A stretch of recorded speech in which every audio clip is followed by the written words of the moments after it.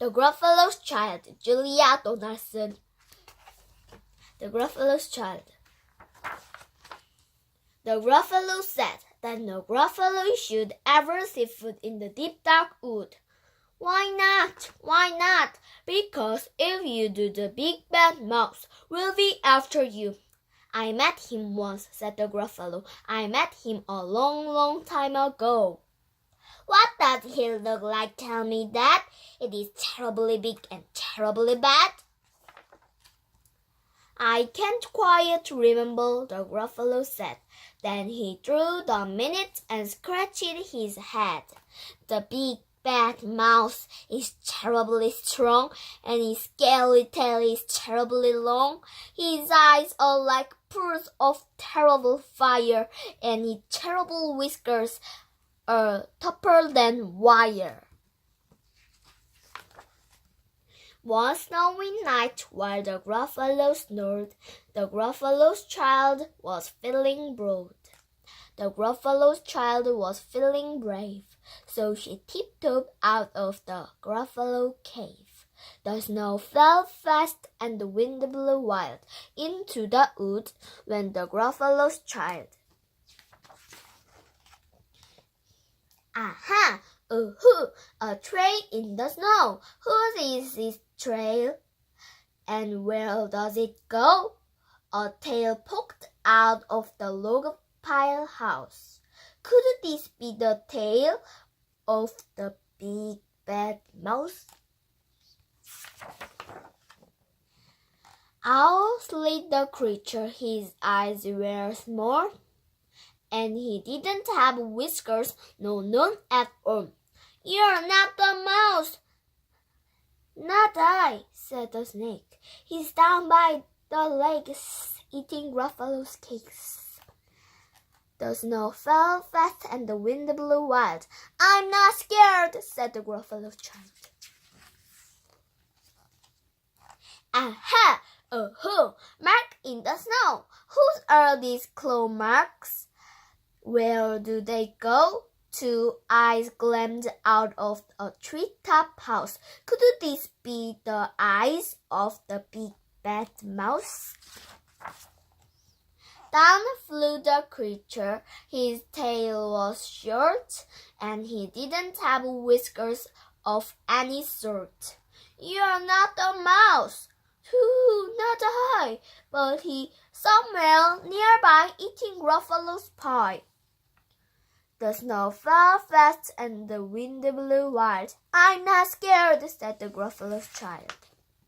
Aha! Ooh-hoo! A track in the snow. Whose is this track and where does it go? Whiskers at last and on underground house. Could this be the home of the big bad mouse?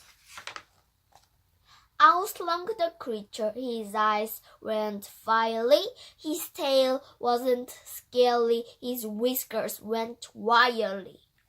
You're not a mouse. Oh no, not me. He's under a tree drinking Gruffalo tea. It's a trick, said the Gruffalo's child, and she sat on a stump where the snow lay piled. I don't believe in the big bad mouse. But here comes a little one out of his house. Not big, not bad, but it's a mouse at least. You'll taste good as a midnight feast. Wait, said the mouse, before you eat. There's a friend of mine that eats out of meat. If you let meat hop onto a hazel twig, it beckoned my friend so bad and big. The Gruffalo's child uncrunched her fist. The big bad mouse saw he doesn't sit out. Mouse happened into the hazel tree. He beckoned and said, "Just wait and see." Out came the moon. It was bright and round. A terrible shadow fell onto the ground.